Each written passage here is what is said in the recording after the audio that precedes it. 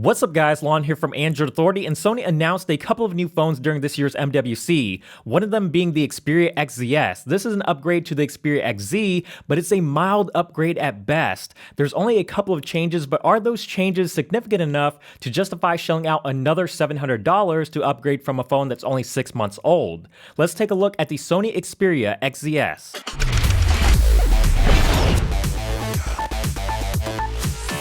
So let's start with what has changed from the Xperia XZ to the XZs. The first and probably the most significant difference is the camera. You're looking at a 19 megapixel motion eye camera, which is down from the 23 megapixels that was on the XZ and prior Sony phones, but we all know that megapixels aren't everything when it comes to image quality, and this reduction in megapixels means you're getting bigger pixels in return for better low light performance. I've actually been very impressed with the overall camera experience and image quality coming from this camera. The camera is fast to launch, fast to focus and snap photos. The predictive hybrid autofocus is a fantastic feature for capturing moving subjects, and Sony's dedicated camera hardware shutter button is just as handy and useful as it's always been. The photos coming from this camera are pleasant with plenty of sharpness and detail, great color reproduction that looks very natural and lifelike, and excellent dynamic range. Very rarely did this camera ever overexpose or underexpose.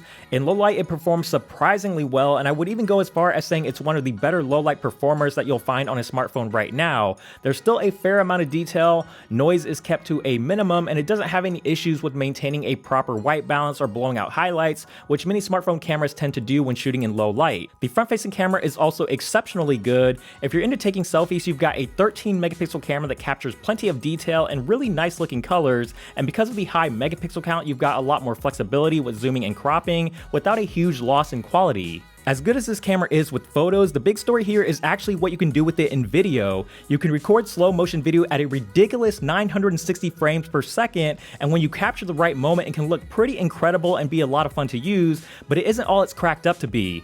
You can only record 960 frames in short bursts, and it's capped at 720p resolution. The biggest problem with it being 720p is that you're dealing with a huge crop factor, which deteriorates the quality and sometimes makes it hard to get exactly what you want into the frame unless you're shooting outside or in a wide open area where you have the space to take a few steps back. Also, because you're shooting at 960 frames, you're dealing with a very short shutter speed, which means it doesn't work well in low light.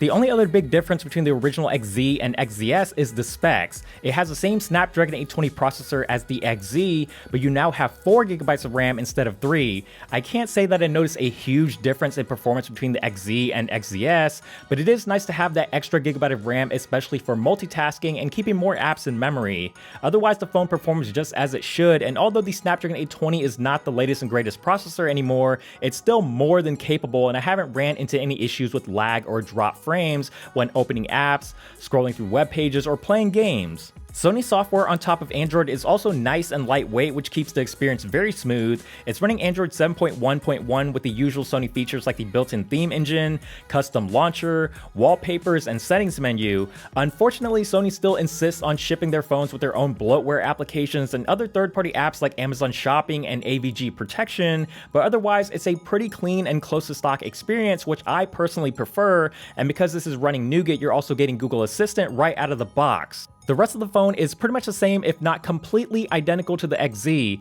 It has the same dimensions and design with the metal backplate, plastic sides, and the loop design that gives it more of a rounded look and makes Sony's overall blocky design feel more comfortable in the hand. It's got the same 5.2-inch 1080p LCD display that's vibrant, colorful, easy to see in direct sunlight, and above and below the display are dual front-facing speakers that do sound pretty good, but they definitely aren't as loud as you might expect, especially for a stereo pair. You've got other typical Sony features like micro SD card expansion, IP68 dust and water resistance, and a fingerprint sensor embedded in the power button, but just like the last several Sony devices, it's not available on the US version of the phone, and Sony's made it pretty clear that this isn't changing anytime soon, and it's just sort of something we have to accept. One area that I think Sony could have improved is the battery, but instead the XZs features the same 2900 mAh battery as the XZ, which means the same mediocre battery life.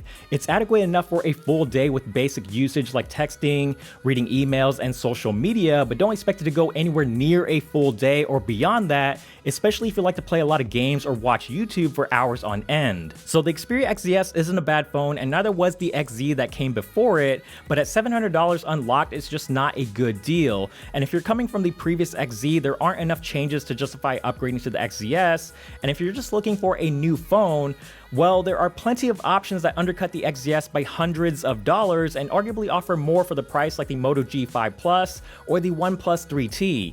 If you want a real upgrade from the XZ, you're better off waiting for the more powerful XZ Premium, as that one most likely will be worth your money. As always, thank you guys so much for watching this video. I hope you enjoyed this review of the Xperia XZs. If you did, please give it a thumbs up down below. We definitely appreciate it. And also subscribe to the channel, which is also down below if you haven't already, and hit that notification bell while you're at it so you don't miss out on future videos. And follow us on social media, Instagram, Twitter, Snapchat, Google+, all that good stuff will be linked down below. And check out the website as well, AndroidAuthority.com, your source for all things Android.